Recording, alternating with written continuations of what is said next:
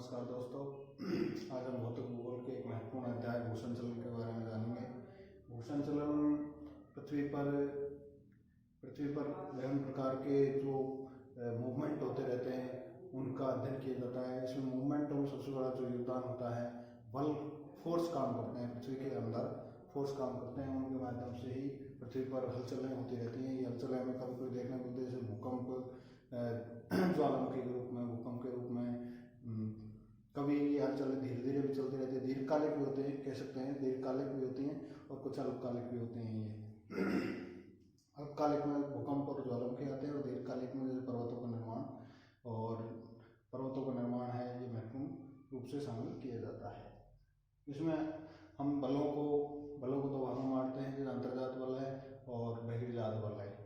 यानी पृथ्वी के अंदर अंतर्जात बल क्या होता है, इनमें ये आप देख रहे हो, इस तरह से मैंने एक चार्ट बनाया हुआ पूरा इन बलों के बारे में, जो भूषण चलन को ही इंगित करता है।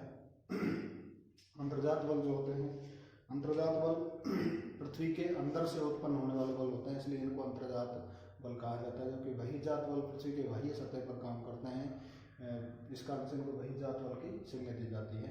अंतर्जात बलों को हम दो प्रकार से स्टडी कर सकते हैं।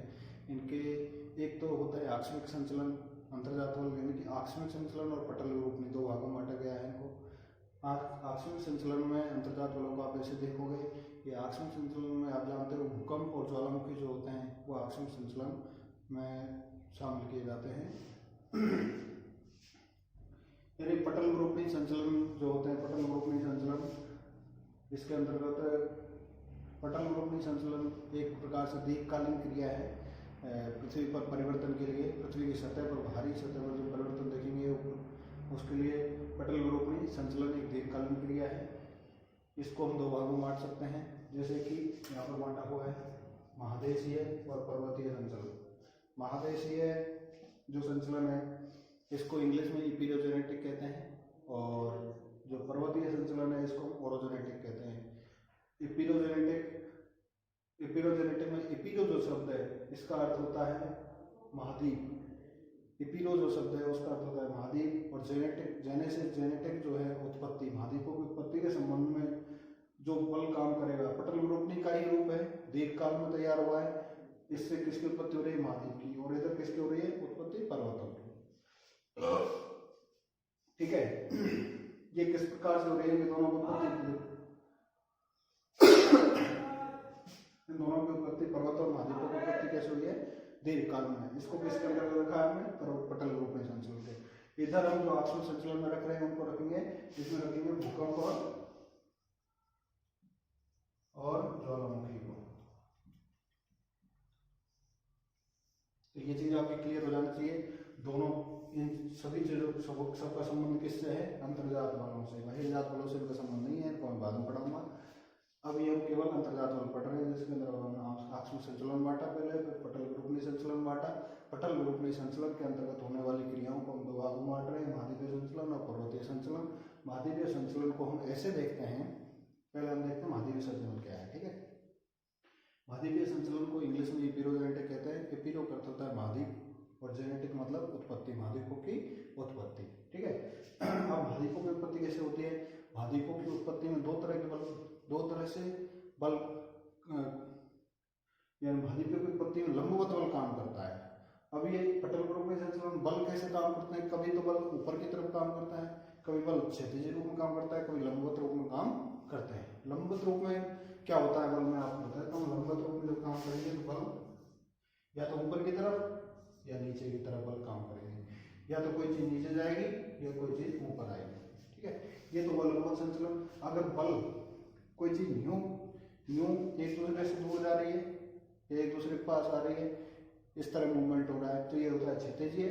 और कोई चीज यूं ऊपर नीचे जा रही है तो ये होता है लंबवत बल। तो जो महादेशीय संचलन जो है इसमें क्या काम करता है, महाद्वीपों की उत्पत्ति कैसे होती, कौन से बल से होती है, महाद्वीपों की उत्पत्ति होती है लंबवत बलों से। ठीक है, लंबवत बलों से। महाद्वीपों की उत्पत्ति को हम दो भागों में बांट के देखते हैं। ऊपरी मुखी महाद्वीपों की उत्पत्ति के समय दो प्रकार की क्रियाएं, यानी दो प्रकार के मूवमेंट होते हैं, जिन्हें हम ऊपरी मुखी और अधोमुखी में बांटते हैं। ऊपरीमुखी संचलन और अधोमुखी संचलन। ऊपरीमुखी संचलन में अब ये भी ये भी दो प्रकार के होते हैं, ऊपरीमुखी और निर्गमन, अधोमुखी और निमंत्रण। इसको दोनों का अर्थ को हमें अलग अलग समझना होगा।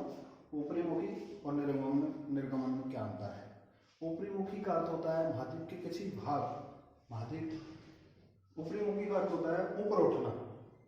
भाई महाद्वीपों में उत्थान या निमज्जन यानी कि धसाव के कारण ही परिवर्तन होगा, या तो उठेंगे महाद्वीप ऊपर या फिर नीचे धसेंगे। अब महाद्वीप के आंतरिक भाग में या अधिक महाद्वीपों के आंतरिक भाग में यदि मूवमेंट हो रहा है यानी कि संचलन ऊपर उठाव हो रहा है, ऊपर उठ रहे हैं कहीं से महाद्वीप सामान्य धरातल की तुलना में कहीं से ऊपर उठ जाए तो उसको कहेंगे आप ऊपरीमुखी संचलन, ठीक है। जबकि सागर तल यानी कि जो समुद्र होता है महाद्वीपों का, उनकी तुलना में अगर ऊपर उठ रहा है महाद्वीप उसको कहेंगे निर्गमन, ठीक है। तो ये बात आपको समझ आ जानी चाहिए कि महाद्वीप के अंदर ही कोई मूवमेंट हो रहा है, जहाँ पर महाद्वीप उठ रहा है उस क्रिया को कहेंगे ऊपरीमुखी संचलन। अगर महाद्वीप सागर तल की तुलना में ऊपर उठ रहा है तो उस क्रिया को कहेंगे निर्गमन, इमर्जेंसी कहते हैं इंग्लिश में। दूसरी तरफ महाद्वीप के आंतरिक भाग में कोई महाद्वीप कहीं पे अपने धरातल की तुलना में यानी कि एक पार्ट की तुलना में दूसरा पार्ट महाद्वीप का ऊपर उठ रहा है तो उसको कहेंगे अधोमुखी संचलन, ठीक है। सॉरी नीचे धस रहा है तो उसको कहेंगे अधोमुखी संचलन। जबकि इसके विपरीत महाद्वीप सागर तल की तुलना में नीचे धस रहा है तो उसको कहेंगे निमज्जन। ये चीज आपको समझ आनी चाहिए कि निर्गमन में तो क्या होता है, निर्गमन में उठाव भी होता है, लेकिन ये दोनों क्रियाएं जो है निर्गमन और निमज्जन, इसमें महाद्वीप की तुलना सागर तल से की जाती है। अगर मतलब सागर तल का महाद्वीप के साथ संबंध इसमें देखा जाता है। जबकि अधोमुखी और ऊपरीमुखी दोनों क्रियाओं में महाद्वीप के आंतरिक भागों की तुलना की जाती है, ठीक है।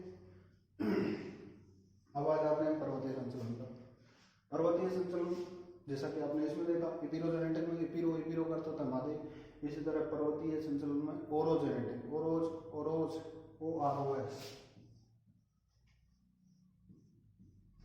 ओरोज का अर्थ होता है पर्वत, ठीक है।